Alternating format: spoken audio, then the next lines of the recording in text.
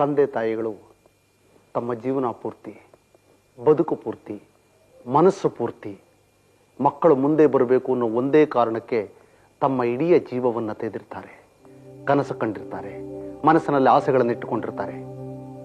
ಅವರ ದುಡಿಯುವ ಶಕ್ತಿ ಮುಗಿದೋದ ತಕ್ಷಣ ಮಕ್ಕಳು ಅವರನ್ನ ಮನೆಯಿಂದ ಆಚೆ ಕಳಿಸ್ಬಿಟ್ರೆ ಅಥವಾ ಕ್ರೂರವಾದ ವಾತಾವರಣವಿರುವಂಥ ವೃದ್ಧಾಶ್ರಮಗಳಿಗೆ ಸೇರಿಸ್ಬಿಟ್ಟು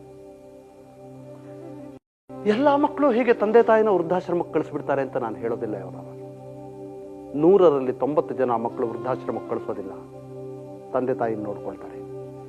100ಕ್ಕೆ 10ರಷ್ಟು ಜನ ಮಾತ್ರ ಹೀಗೆ ವೃದ್ಧಾಶ್ರಮಕ್ಕೆ ಅಲ್ಲಿ ಇಲ್ಲಿ ತಳ್ಳಿಬಿಡ್ತಾರೆ. ಮುಂಚೆ ಹಿಂದಿನ ಕಾಲದಲ್ಲಿ 100ಕ್ಕೆ 1% ಜನ ಮಾತ್ರ ತಂದೆ ತಾಯಿನ ವೃದ್ಧಾಶ್ರಮಕ್ಕೆ ಕಳಿಸ್ತಾ ಇದ್ರು. ಈಗ 10% ಜನ ಕಳಿಸ್ತಾರೆ. ಇನ್ನು ಮಿಕ್ಕಿದ 90% ಜನ ಇವರಾನ ಅವರು ಪ್ರೀತಿಯಿಂದ ತಂದೆ ತಾಯಿ ನೋಡ್ಕೊಳ್ಳಲ್ಲ, ಕರ್ತವ್ಯ ಅಂತ ನೋಡ್ಕೊಳ್ತಾರೆ, ಡ್ಯೂಟಿ ಅಂತ ನೋಡ್ಕೊಳ್ತಾರೆ. ಇದು ತಂದೆ ತಾಯಿಗಳ ಮನಸ್ಸನ್ನು ನೋಯಿಸುತ್ತೆ.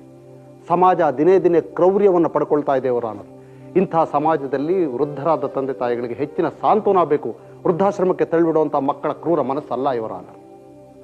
ಇದು ಮಕ್ಕಳ ತಪ್ಪಲ್ಲ, ಪ್ರಕೃತಿಯ ನಿಯಮನೇ ಹಾಗೆ. ಚಿಗುರಿನ ಬಗ್ಗೆ ಸಂಭ್ರಮ ಇರುತ್ತೆ, ಉದುರುವ ಎಲೆಗಳ ಬಗ್ಗೆ ತಾತ್ಸಾರ ಇರುತ್ತೆ. ಬೆಳೆಯೋ ಪೈರಿಗೆ ಆರೈಕೆ ಅವಶ್ಯಕತೆ ಇದೆ ಇವರಾನರು. ಹಾಗಂತ ಬೆಳೆದು ಮುಗಿದ ಮರ